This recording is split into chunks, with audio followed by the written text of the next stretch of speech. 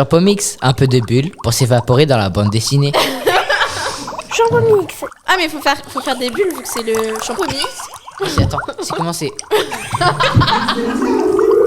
Champomix. Des bulles, des cases et des comics. Champomix.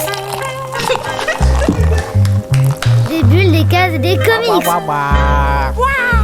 Une émission en direct Champomix. Champomix. Des boules, des cases et des comics. Oh là là. Le grand off.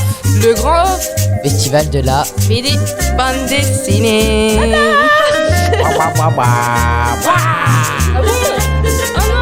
Champomix.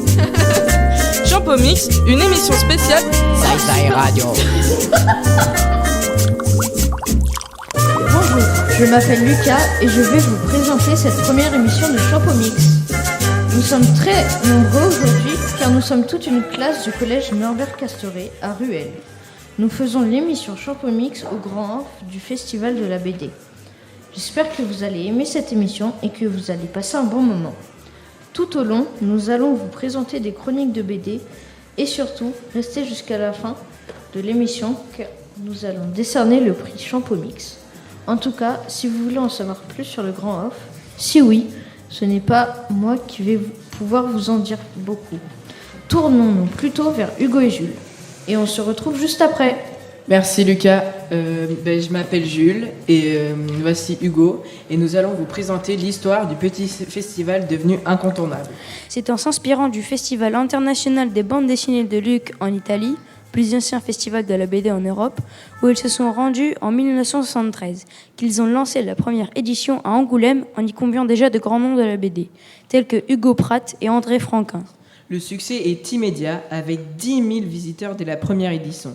Depuis, le festival n'a cessé de grandir, de s'adapter au gré des évolutions du marché de la BD jusqu'à devenir un événement incontournable à l'échelle nationale et internationale pour les professionnels et amateurs du 9e art. Lors de l'édition 2025, le nombre de visiteurs a atteint le nombre de 44 600 visiteurs. C'est 23% de plus qu'en 2024 et 1,5% de plus qu'en 2023. Mais Hugo, pourquoi le festival de la BD a-t-il lieu à Angoulême ? 2 de ces 3 fondateurs étaient des Angoumoisans, des habitants d'Angoulême, d'où le choix de la ville d'Angoulême. Quand il fut question de réveiller culturellement leur ville, qui n'était pas hyper funky à l'époque, ils ont tout naturellement pensé à la BD. Et pourquoi le festival de la BD n'a-t-il pas lieu en 2026 ? Le festival de la bande dessinée d'Angoulême a été annulé en 2026 suite au boycott d'auteurs et éditeurs. Mais c'est trop compliqué d'en parler ici. Oui, j'avais remarqué que le festival avait perdu en qualité ces dernières années. Mais donc, il n'y a pas de festival cette année ? Mais si, il y a le Grand Off. Mais c'est quoi le Grand Off ?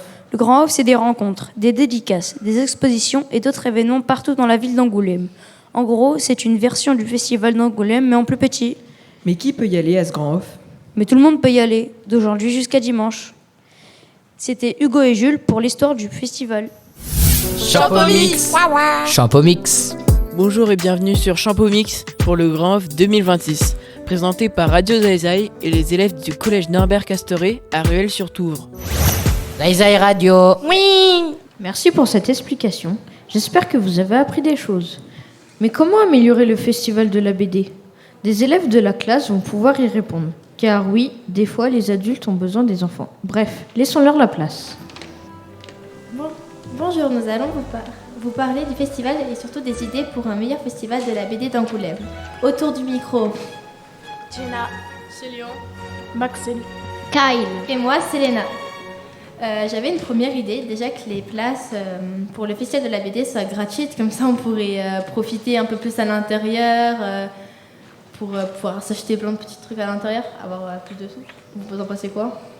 Je dis que cette idée est excellente.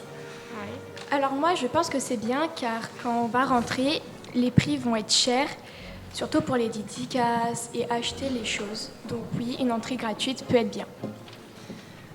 Une deuxième idée, c'était que les dessinateurs et auditeurs peuvent sortir un peu de leur centre, de leur loge, parce que ils sortent pas, et donc en fait, s'ils sont au festival de la BD, c'est eux aussi pour profiter justement, c'est pour que eux aussi ils doivent s'amuser. Et aussi, ils doivent sortir parce que comme ça, ils vont rencontrer leurs fans Parce que sinon, ça sert à rien qu'ils aient des fans si les fans ne peuvent pas les rencontrer. Oui, comme il dit Kyle, c'est bien aussi qu'ils peuvent rencontrer leurs fans parce que sinon il n'y a plus d'intérêt. Bah oui, comme ça au moins les fans en profitent et les dessinateurs aussi. Ouais, les pauvres. Et une troisième idée, c'était un petit concours de dessin, donc avec un prix bien évidemment à la fin. Par exemple, recopier un petit dessin et après avoir un prix sur... c'est un personnage d'animé, pas d'animé mais de BD. Par exemple, ça peut être une petite figurine, un petit dessin ou un petit autographe qui est fait par le dessinateur de la BD qui a été dessinée. Et j'ai rajouté que, par exemple, si quelqu'un dessine quelque chose, il peut l'avoir dans la vraie vie. Genre, s'il dessine le chapeau de paille de Luffy, il peut avoir le porte-clés ou le chapeau de paille normal. Ah oui, bonne idée, Kyle. Et surtout, une idée de Maxen, c'était avoir des statues, par exemple, en carton ou en 3D de certaines BD connues ou des BD connues dans, par exemple, Titeuf. C'était une idée de Maxen qui se pourrait faire aux alentours de la BD, justement, pour que ça soit, que ça se voit encore plus. Et des gens déguisés aussi. Ouais, comme ça, ça pourrait être un peu drôle, il y aurait un peu d'humour en même temps dedans. Donc une autre idée de Kyle, que je vais lui laisser lui expliquer. Bonjour, moi je vais vous présenter mon idée. Mon idée sera un jeu amusant avec 8 personnes. Une escape game autour de la BD Les Légendaires ou du manga Demon Slayer. Les réponses seront dans la BD ou le manga. Dans ce jeu, le but sera de trouver le code pour sortir de la pièce et cela sera gratuit. Merci Kyle. Et aussi un petit jeu que je pensais qu'il serait pas mal, c'est un jeu avec un QR code. Et par exemple, quand on le scanne, justement, on joue un peu et on peut choisir un thème. Donc avec le thème qu'on choisit, ça peut être une BD ou un manga. Et si on a un truc sur un personnage qu'on a, imaginons c'est quand on va jouer, on a les 3 mêmes personnages et donc on peut gagner un truc de ce personnage-là justement. Vous en pensez quoi? Il y aura quoi comme thème? T'as dit BD, manga? Ça va être, ça pourrait être des BD connus comme les Dalton, Tuff, et un manga Demon Slayer, My Hero Academia, des thèmes. Et une dernière idée qu'on avait eue, c'était pour manger dans les bulles, car parfois on n'a pas souvent ce droit-là de manger dans les bulles, ce qui peut être embêtant, car du coup il faut ressortir pour re-rentrer et donc on va faire tout un chemin. Et alors qu'au final, si on mange à l'intérieur, ça va être plus facile. Puis on n'a pas besoin d'acheter dedans pour justement juste manger. On peut on peut être tranquille, on a moins d'organisation à faire. Oui, parce que tout le temps rentrer, sortir, ça peut être compliqué. Surtout pour les gens handicapés. Oui. Merci de nous avoir écoutés pour ces quelques idées. À une prochaine fois. Merci pour ces merveilleuses idées et place à une interview des sisters qui passent leur temps à se disputer.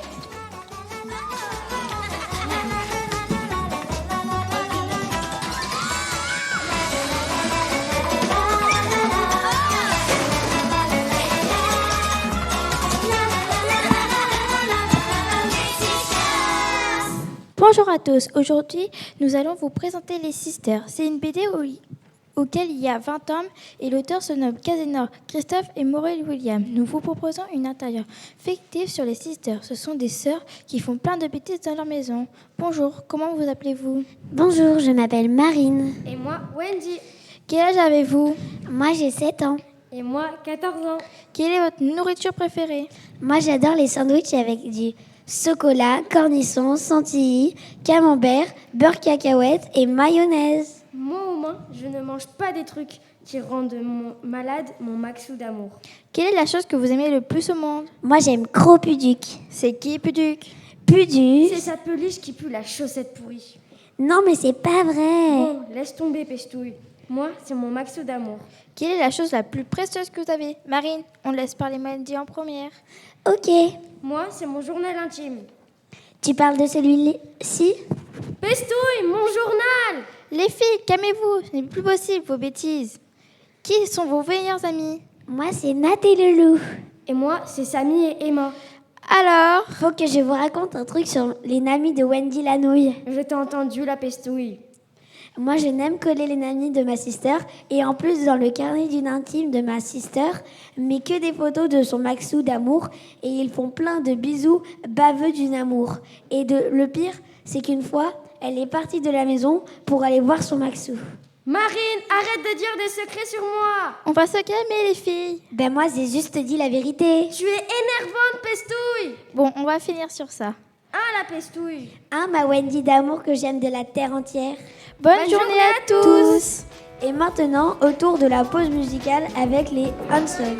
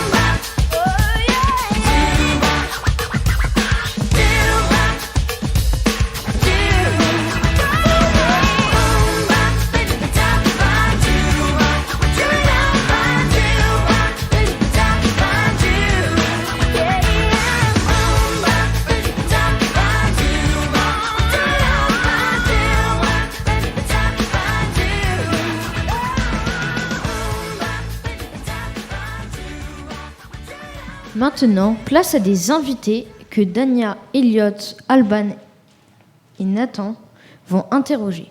Voici deux auteurs de BD, Pierre Chantereau et Loïc Cassou. Bonjour à vous deux du coup. Bonjour. Merci.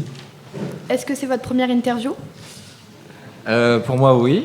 Et moi, ça fait déjà quelques fois que je suis interviewé, comme j'ai sorti un livre ces derniers mois. D'accord. Donc, Loïc Cassou, je Oui, suppose, du coup. C'est ça, oui. Loïc, oui. D'accord. C'est que je me suis un petit peu renseignée, moi, personnellement, de mon côté. Donc, je laisse la parole à mes amis. Qu'est-ce qui vous avait envie de donner envie de devenir auteur? On va prendre en premier. Ah bah je t'en prie, vas-y, fais-moi ce plaisir. En fait, en réalité, au tout début, c'était pas une intention. J'étais pas prédestiné à être auteur. Je voulais même pas forcément dessiner et en faire mon métier. À la base, j'étais un élève un peu timide. Je dessinais dans les marges de mes cahiers à l'école et c'était un passe-temps. Et j'ai découvert le cinéma via des options artistiques au lycée. J'ai découvert le cinéma, l'audiovisuel. Et à côté, je continue à dessiner en fait, tout le temps. Et petit à petit, au fur et à mesure des études dans l'audiovisuel, je me suis dit, mais pour raconter des histoires, j'ai seulement besoin d'une feuille, d'un crayon. Et j'ai pas besoin de toute une équipe de techniciens. J'ai pas besoin quand je suis dehors, j'ai pas besoin d'une bonne météo ou autre. Donc, pour raconter une histoire, j'avais seulement besoin de me mettre à mon bureau, prendre un crayon, une feuille et dessiner. Et c'est là où je me suis dit, bon, ben en fait, je vais peut-être faire ça finalement. J'ai besoin d'un peu de personnes pour raconter des histoires. Donc, moi, ça a commencé comme ça. Moi, ça a été plus radical. Depuis tout petit, je dessine. Et bon, je n'étais pas un très bon élève, bien sûr. Et puis, à un moment, je suis parti ailleurs. J'ai un peu abandonné le dessin. Je suis parti en restauration, voilà. Et la restauration, c'est très difficile. Donc, je suis retourné à quelque chose de plus simple, qui est le dessin. Qui est quand même difficile. Qui est quand même difficile. Je m'en suis rendu compte après par la suite. Donc, mais je préfère quand même le dessin. Voilà. Est-ce que le dessin a toujours été votre passion? Bah oui. Ah bah depuis que je sais tenir un crayon, on va dire, c'est une seconde nature. Oui, et en réalité, je pense que beaucoup d'artistes et d'auteurs ont ce sentiment que le crayon est un peu comme une extension de leurs bras. Et en fait, moi, par exemple, quand je m'ennuyais un peu en classe, instinctivement, je dessinais tout le temps. Il y avait quelque chose de très reposant. Et avec le recul, on se rend compte que c'est quelque chose qui a toujours été là. Ça a été une espèce de zone de confort où on dessine parce qu'on est un peu dans notre monde, on est un peu ailleurs, on ne pense pas au quotidien, à la réalité. Et donc, est-ce que c'est vraiment une passion? Je ne sais pas, mais il y a quelque chose qui fait que ça nous est propre, ça nous appartient. On dessine pour nous, déjà, avant tout, et après, derrière, avec le métier, on se dit, est-ce que je ne pourrais pas dessiner pour les autres, en racontant des histoires. D'accord. Est-ce que vous êtes fier de ce que vous faites? Ça dépend des jours. Mais oui, dans l'ensemble, ça va. Mais c'est une longue marche, hein. C'est une course de fond. Il y a des fois on est content, des fois on n'est pas content, mais c'est pas grave, il faut avancer. On n'a pas le luxe de se reposer sur nos acquis. Donc c'est un métier, c'est un métier qui demande quand même beaucoup d'abnégation, on va dire, beaucoup de résilience. Donc oui, ça arrive des fois, on n'est pas content, mais c'est que temporaire. Parce que ça va, dans l'ensemble, ça va. Oui, et c'est en réalité, comme le dit Pierre, c'est une course de fond, c'est un marathon. C'est-à-dire quand on est sur un livre, tout dépend du format, du nombre de pages et du rythme de chacun, mais en fait, on est très souvent pris sur 1 an, 2 ans, 3 ans, et on peut être très bon pendant 3 mois, mais si tous les autres mois, on est un peu dans le down, on est un peu moins bien, on ne tient pas le rythme, on perd aussi peut-être l'énergie, l'envie de dessiner ça, parce que ça peut arriver, on peut perdre l'envie sous certaines journées où rien ne marche. On n'arrive plus à dessiner, on a des blocages, mais j'aime bien cette comparaison des fois avec le sportif où en fait c'est tous les jours un peu, il faut dessiner, on n'y arrive pas aujourd'hui, c'est pas grave. Demain on essaie d'être un peu meilleur et essayer d'être juste bon un peu tous les jours, d'être dans la meilleure version de soi-même sur l'année, les 2 ans, les 3 ans du temps de production, quoi. Donc c'est pas... Il y a des journées pas drôles. Il y a des journées où on se dit, c'est bon, ça va, j'y arrive quand même. C'est comme l'école. Il y a des jours où on n'a pas envie d'y aller, mais il faut y aller, quoi. Il faut y aller, ouais, c'est ça. Depuis quand êtes-vous auteur ? Selon mon inscription à l'URSSAF, non, je suis auteur depuis 2023. Je suis un jeune auteur. J'ai seulement, ça va faire bientôt 3 ans à peine. Et oui, bon, j'espère que ça va durer quand même un peu, mais. Oui. Oui, bah, pareil. Pareil, non, mais je sais plus depuis combien de temps je me considère en tant qu'auteur. Je sais pas. C'est bonne question. Je ne sais pas. Il y a quand même ce côté abstrait de juridiquement parlant et aux yeux de l'État français, on est auteur à partir du moment où on s'inscrit et qu'on est artiste-auteur aux yeux de l'État. Mais un auteur, en fait, il y a quelque chose d'abstrait aussi dans ce mot-là, c'est-à-dire si on part du principe que je suis auteur depuis que je raconte des histoires, que j'ai une volonté de faire ce métier-là, ça doit faire 10 ans, peut-être 15 ans qu'on fait ça. Donc il y a quelque chose d'abstrait un peu dans ce mot-là, et donc bon. Mais sinon, avec les papiers juridiques... Non, oui, voilà, c'est récent, on va dire. C'est récent, voilà. Juridiquement parlant. Est-ce que vous avez fait des études ? Oui. Est-ce que ces études ont été profitables ? Non. Mais ça...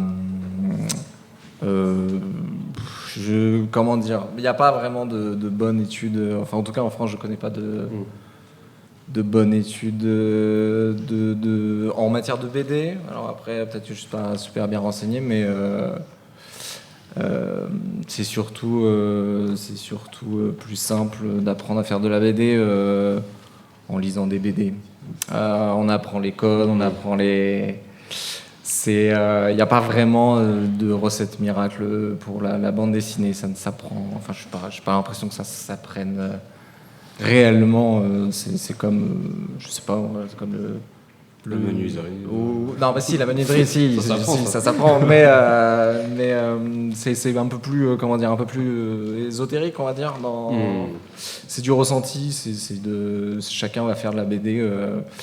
Le dessin, c'est comme l'écriture, chacun a sa manière d'écrire, et la BD, c'est pareil, chacun a une façon de raconter une histoire qui ne va pas être la même. Donc ça, il n'y a pas d'école. Alors les écoles, elles vont apprendre à faire de la perspective, ce genre de choses, mais on va pas apprendre concrètement à faire de la BD. Chacun son style. Voilà, c'est ça, chacun son style. Voilà, et je pense que vous pouvez poser la question à n'importe quel auteur ou artiste. Tout le monde aura un avis assez tranché et différent, en fait, selon chacun. Donc moi je sais que je suis, par exemple, j'ai fait la Human Academy à Angoulême, qui est une école privée, et aujourd'hui j'enseigne dans cette école-là. Et moi je partais du principe que j'ai payé cette école sur 3 ans, donc chaque minute coûte de l'argent, donc il faut que j'y aille, il faut que je travaille, mais au-delà de ça, ça reste des formations où il faut piocher. Il y a des choses qui vont pas me plaire, il y a des choses qui vont pas me servir, il y en a d'autres qui vont m'aider, parce que aussi ça dépend de l'intervenant, de la personne qui sculpte le regard et qui nous accompagne. Donc moi j'ai un peu fait à la carte, j'en suis sorti derrière avec un contrat pro, mais certaines personnes, ça ne leur va pas, en fait, cette manière-là de travailler. Donc il y en a, ils sont autodidactes, et comme dit Pierre, ils vont lire de la BD, ils vont reproduire, comprendre ce qu'ils sont en train de lire, l'étudier, parce que c'est ça qui est hyper important, il faut digérer ce qu'on lit et ce qu'on consomme pour produire derrière quelque chose de singulier qui nous est propre. Pas juste recopier bêtement, il faut le comprendre, ce qu'on recopie. Donc les écoles, il y en a qui sont très bien pour voir des bases, pour avoir de la théorie, mais c'est selon aussi comment chacun se sent vis-à-vis de tout ça, parce que ça coûte beaucoup d'argent aussi. C'est pas accessible à tout le monde. Donc voilà, on va être tous différents à ce niveau-là, sur ce sujet. Et combien avez-vous fait de livres ? Alors, 0. C'est pas vrai. C'est... Je te contredis de suite. Non. Moi, je viens de signer récemment, donc on va dire officiellement 0. Sinon, après, oui, j'ai fait des petits trucs de mon côté, des petits fanzines, des petites publications, mais vraiment sous le manteau. Hein, on est sur du truc très confidentiel. Mais mon collègue, par contre, lui, a pour l'instant un tome à son actif. Belle perche. Moi, oui, j'ai mon tome 1 qui est sorti en octobre dernier, donc 1 officiellement. Donc, un seul livre. J'ai été publié aussi dans une revue indépendante qui s'appelle Nemo, où j'ai pu faire un chapitre, enfin un one-shot qu'on appelle, donc traduit littéralement, c'est un tir unique, c'est-à-dire une histoire qui se suffit à elle-même. Et j'ai aussi un one-shot qui a été publié au Japon, où j'ai gagné quelques mentions et reconnaissances.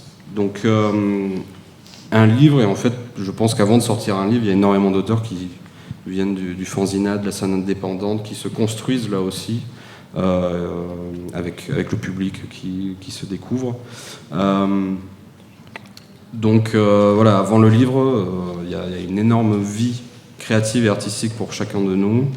Et quand le premier livre sort, c'est à nous de faire en sorte qu'il y en a d'autres qui arrivent derrière et qu'on continue à ce niveau-là, quoi. Est-ce que vous voulez un peu parler de votre livre, du coup ? Ah oui, parle de ton livre, je t'en prie. Toi, tu peux pas en parler. Moi, je peux pas en parler. Bah non, contractuellement, je peux pas en parler. Et c'est intéressant parce que du coup, là, on fait une interview où Pierre est en plein dans son tome 1, donc il peut pas révéler de choses. Donc il y a aussi cette... je peux un peu en parler. Bon, voilà, c'est une histoire de Magical Girl. Alors voilà, est-ce que vous savez, vous êtes... comment dire... Tu peux expliquer ce que c'est les Magical Girls ? Les Magical Girls, c'est des super-héroïnes, hein, mais ça vient principalement du Japon.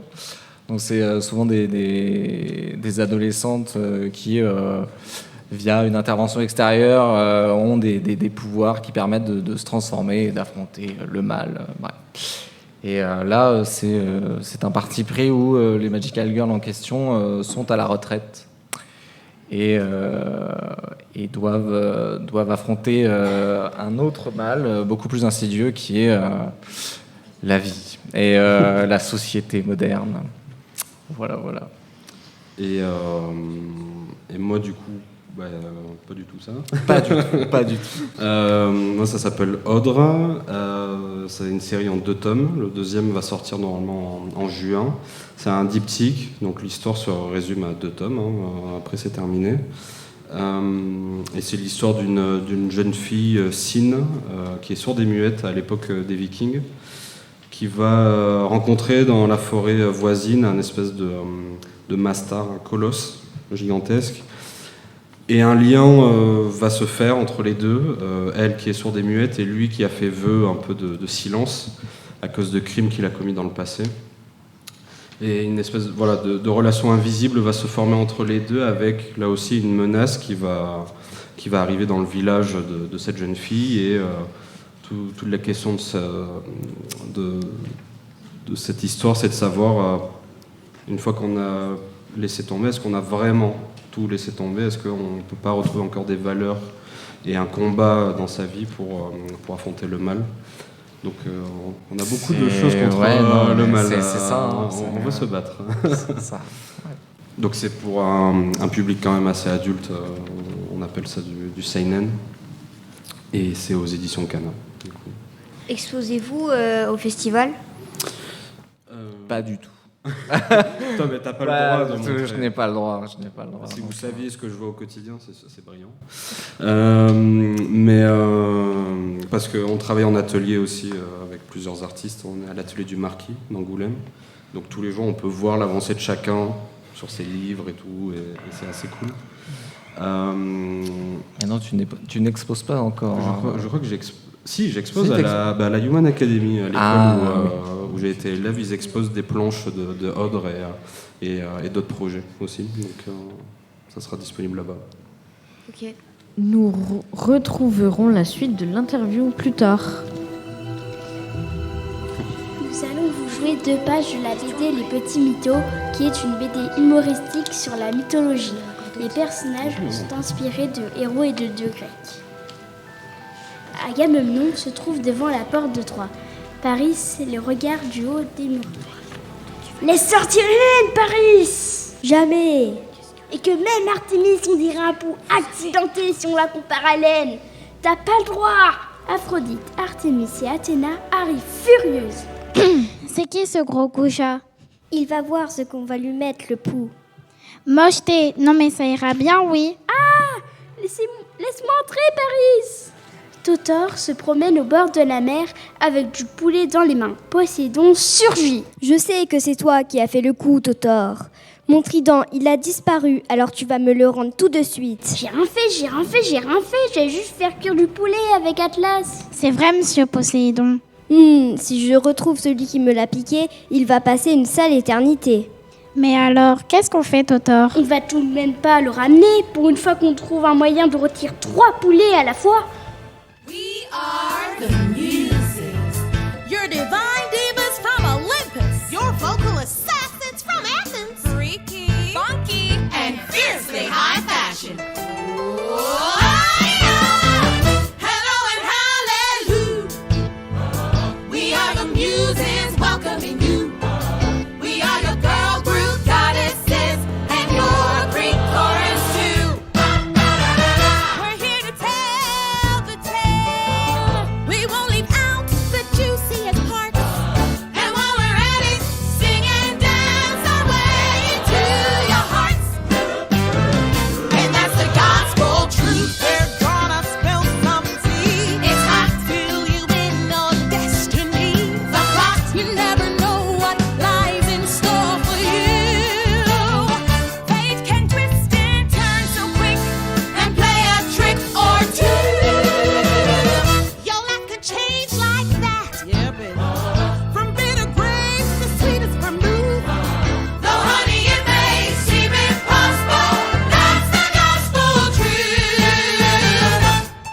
Today, we'll tell you a tale of destiny. The tale of Hercules. Girl, you mean Huncules. Give that brother a bandage, he is cut. Our tale actually begins when Hercules does. And honey, we don't just serve back. We serve back story too. Back when the world was young, Zeus made the earth a smashing success. And all the gods hold up on Mount Olympus, nice and dressed. Zeus thought he had it all. All he could ever dream of was his. And that at last the son to carry on the family biz. They named him Hercules. They knew he was a special boy. So right, a paragon, the real McCoy. That's right, this gorgeous touch was strong as he could be.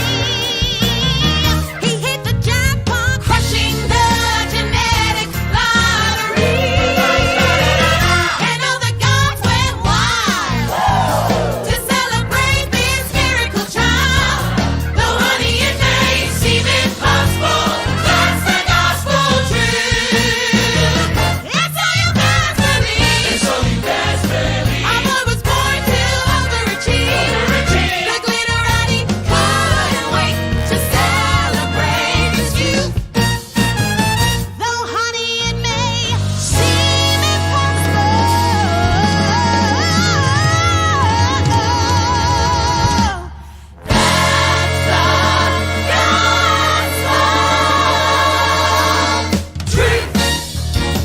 yeah, that's the gospel truth. Yeah, that's the gospel truth. Oh, and that's the gospel truth. Bonjour, je m'appelle Angèle. Je m'appelle Elena, je suis en 4e. Bonjour, je m'appelle Geoffrey. Je m'appelle Benkaïm, je suis en 6e. Bonjour, je m'appelle Lénie, j'ai 14 ans. Je vais vous parler d'une BD qui s'appelle Le Petit Espion. Je m'appelle Liviana. Je m'appelle Madison. Je m'appelle Thiago. La BD que j'ai choisie s'appelle Astérix le Gaulois. J'ai choisi comme BD Les Légendaires car la première de couverture m'a beaucoup impressionné. Jason et la Poison d'Or parce que ça parle de la mythologie grecque et j'adore. J'aime bien parce que les dessins sont bien faits et tout est rigolo. J'ai choisi une BD qui s'appelle Athéna parce que je suis très intéressée. Et en plus, dans ma classe, on travaille sur la mythologie. Je l'ai choisi parce que l'image était très drôle. Et je vous présente une BD qui s'appelle La Rose écarlate. C'est une BD qui est drôle et quelquefois il y a des bagarres. Je vous présente la BD Les enfants de la résistance. Il y a les soldats qui aident les enfants pour sortir de la guerre. Je m'appelle Taylor. J'ai choisi la BD For You Jumper car c'est un youtubeur que j'aime bien. Le personnage au milieu m'a beaucoup plu avec les ailes en feu.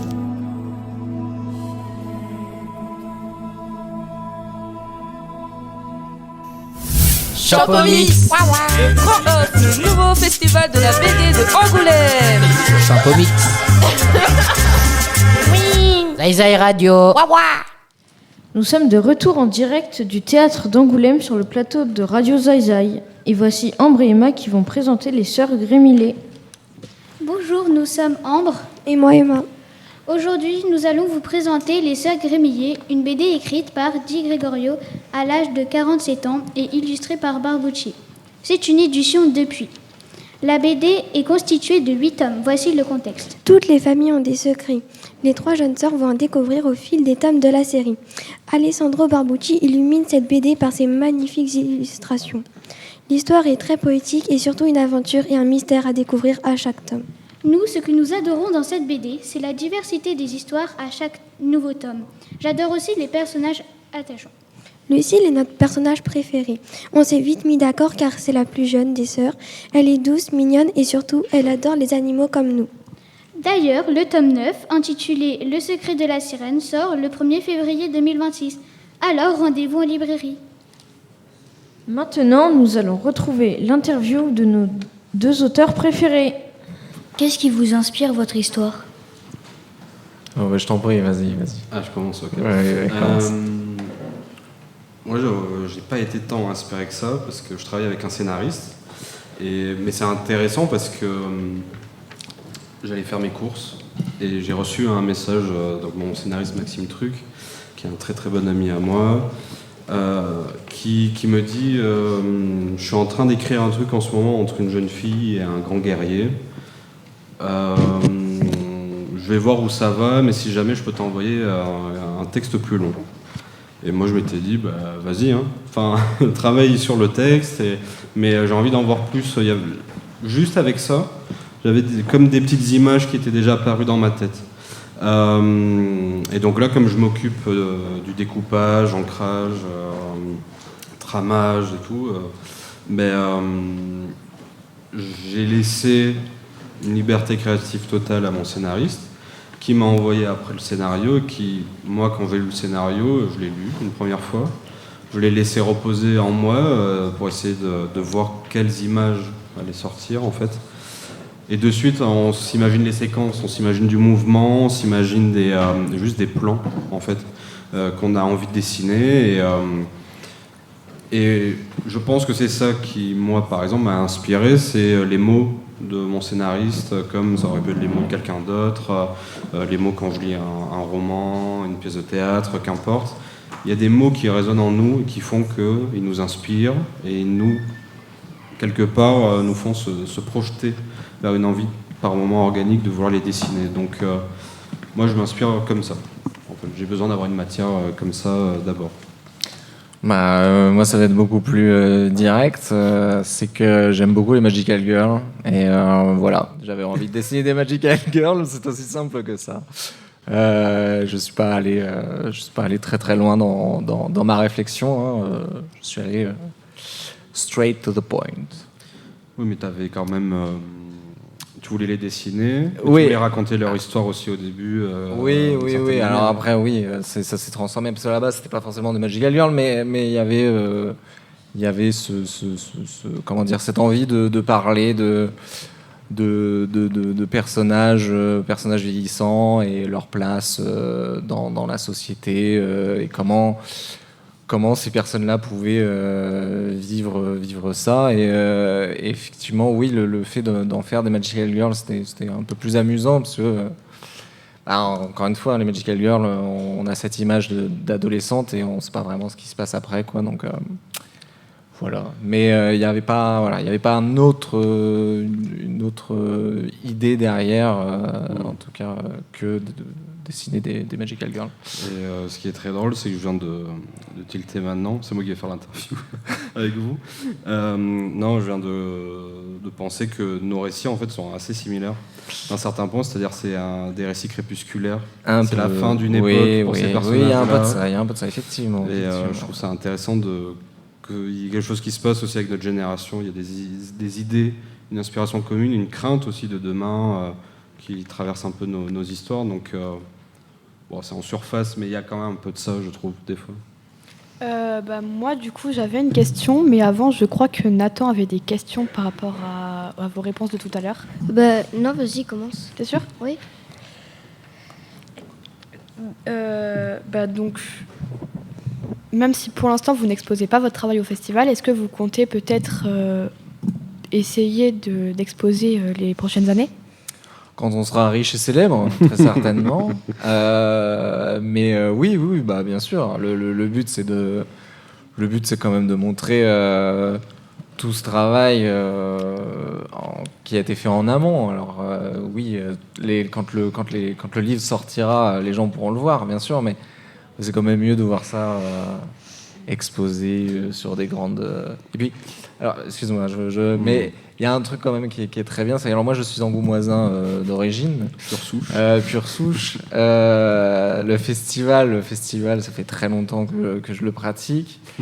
Et je crois que depuis toujours, je me dis, bientôt, ce sera mon tour. Bon, pas de chance, c'est pas cette année. Mais qui sait, peut-être pour une autre version du festival, en espérant que ça continue, bien sûr. Mais oui, il y a j'avoue, ce petit fantasme d'être un jour exposé, de faire partie des gens qui ont été exposés au festival d'Angoulême. Mais c'est surtout que, au-delà de juste montrer notre travail à travers une exposition, c'est que la plupart du temps, les gens, le rapport qu'ils ont avec notre travail, c'est ils vont en librairie, ils achètent le livre, ils le lisent, ils ont aimé, ils n'ont pas aimé. Oui. Voilà. Alors que là, ils peuvent vous parler directement. Exactement. Quand on est sur une exposition, on voit les planches, on voit aussi le processus créatif, on comprend comment le travail a été organisé, et il y a une espèce de pont, de passerelle qui se fait en fait avec l'auteur. C'est pas juste un objet qui est sur une table parmi plein d'autres livres qui sortent chaque semaine. Nous, notre intérêt, alors moi c'est ma vision de mon travail, mais j'aimerais que nos livres, nos histoires, mais dans tous les médiums culturels, soient des ponts déjà à Angoulême pour réunir les gens qui aiment la BD, peut-être au-delà, en Europe, peut-être dans le monde. C'est à ça que ça sert de raconter des histoires et de vouloir toucher les gens. C'est que il faut qu'on comprenne comment ces gens-là qui ont été exposés avant, qui ont été de très grands noms de la bande dessinée, mais qui ont commencé comme nous, c'est-à-dire d'abord en dessinant peut-être à l'école, sont devenus ce qu'ils sont parce qu'ils ont travaillé, parce qu'à un moment donné, des gens les ont reconnus pour ce qu'ils sont, pour leur travail, leur rigueur. Et en effet, aujourd'hui, on a au moins une alternative cette année qui est le Grand Off, et Dieu merci, il y a quelque chose comme ça.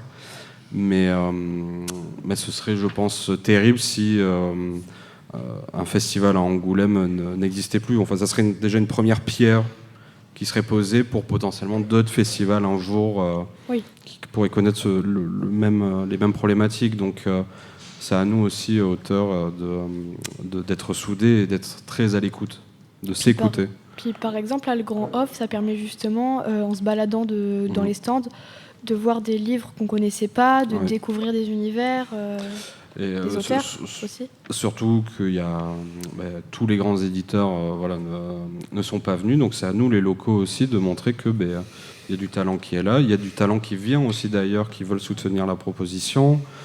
Il faut montrer qu'on y croit aussi d'une certaine manière, alors pas en bouleversant le monde et le paysage angoumoisin, mais par petites touches. En fait, c'est comme ça qu'on va arriver à un moment donné à se faire raisonner, à se faire entendre. Et là, c'est ce qui s'est passé. On a réussi à arrêter quelque chose qui n'allait pas. pour nous tous. Donc bref, tu veux dire un truc Oh non, t'as très bien résumé la situation. Est-ce que vous pensez qu'un jour vous serez très célèbre, vendre des BD? Oui, absolument. C'est une certitude. Pour la simple et bonne raison que j'ai envie d'être exposé encore une fois. Et je reviens sur ce petit détail, parce que être exposé c'est bien. Mais ce qui est encore mieux, c'est les petits fours lors des expositions.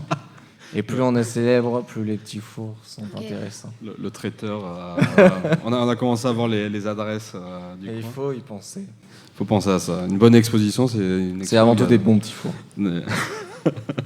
Non, plus sérieusement, je pense que je repense au petit four. La célébrité, elle est assez subjective. Moi, par exemple, c'est quelque chose qui me traverse même pas l'esprit. À partir du moment où, au quotidien, je peux dessiner ou écrire, je peux voir ne serait-ce que 1, 3, 10 personnes qui ont peut-être lu mon livre, qui veulent en discuter, qui l'ont pas aimé, qui l'ont aimé, qui sont restés un peu dubitatifs. Qu'importe, en fait, on a créé une connexion à travers un livre que, si je ne m'étais pas donné des objectifs ou autre, ne serait jamais sorti. Donc là, être célèbre, ça veut dire quoi? Ça veut dire faire beaucoup d'argent sur son travail, ça veut dire être connu, notre nom est connu par tous, et du coup ça ouvre des portes. Si c'est ça, moi ça m'intéresse pas tellement. Mais c'est intéressant d'en parler. Ok. Où peut-on acheter votre livre? Dans toutes les bonnes librairies. Dans toutes les bonnes librairies de France. Moi, je tiens à insister aussi des fois qu'il faut vraiment l'acheter en librairie, souvent les premières semaines de sortie du livre, parce que l'éditeur a des chiffres dès la première semaine où il peut se dire que la communication avant la sortie du livre et pendant sa première semaine a marché. Des gens sont allés en librairie le chercher, en parler. Le projet a été visible sur les réseaux. Donc la première semaine est hyper importante, elle est cruciale pour un livre.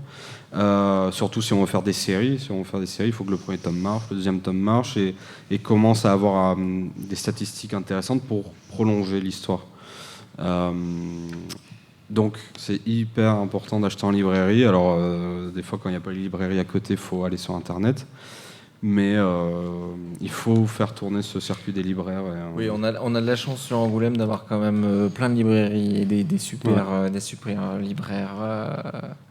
C'est pas mal quand même. Toutes les villes n'ont pas cette chance. Non. Oui, non, Angoulême, allez dans les librairies d'Angoulême. Elles en ont besoin actuellement. Merci à vous d'être venus et d'avoir répondu à nos questions du coup. Merci beaucoup. Merci à vous. Merci beaucoup. Merci pour toutes vos questions, c'était très bien. Bravo. Merci à vous aussi. Merci. Nous sommes de retour en direct du théâtre d'Angoulême sur le plateau de Radio Zai, où nous allons décerner le prix Champomix. Personnellement, j'ai très hâte. Et voici Angèle, Geoffrey, Lénie et Elena qui vont décerner le prix Champomix. Bonjour, je m'appelle Lénie, j'ai 14 ans, je suis en 4e D. On est les élèves du collège Norbert Castoré. On est là pour remettre le prix Champomix de la meilleure BD. Bonjour, je m'appelle Angèle, je suis en 6e D, j'ai 12 ans. Pour voter, nous avons cherché sur internet le top 10 des meilleures BD, les plus connus. Bonjour, je m'appelle Geoffrey, j'ai 12 ans. Je suis en 6e B et j'ai 12 ans. Nous avons voté pour 2 BD. La première avec un chien, une tortue et un garçon. Vous savez ce qui c'est? La deuxième BD, c'est un animal imaginaire. Bonjour, je m'appelle Elena, je suis en 4e C et j'ai 14 ans. Finalement, entre les 2 BD, on a choisi de remettre le prix Champomix à Marsupilami. L'auteur, c'est Franquin et la date de création, c'est 1952. On a voté pour cette BD car le personnage est rigolo et il s'accroche aux arbres.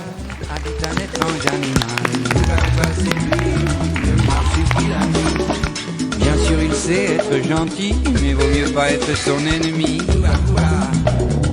avec sa queue phénoménale. Et ce qu'il veut, c'est génial.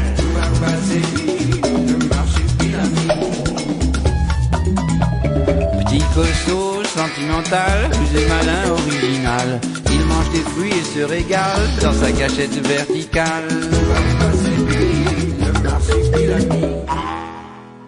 Nous étions en direct au théâtre d'Angoulême sur le plateau de Radio Zai avec tous les élèves de la web radio et de la classe Ulysse du collège Norbert-Castoré à Ruelle. J'espère que vous avez apprécié cette émission et que vous avez passé un bon moment. Au revoir. C'était Susanna, Ben Kaïm, Angèle, Hugo, Alban, Elliot, Yanis, Ambre, Swahili, Emma, Elena, Jenna, Célian, Danil, Tilio, Lenny, Selena, Kyle, Adèle, Agathe, Thiago, Maxen, Nathan, Taylor, Liviana, Lenny, Emma, Hugo, Geoffrey, Jules, Arsène et moi, Lucas.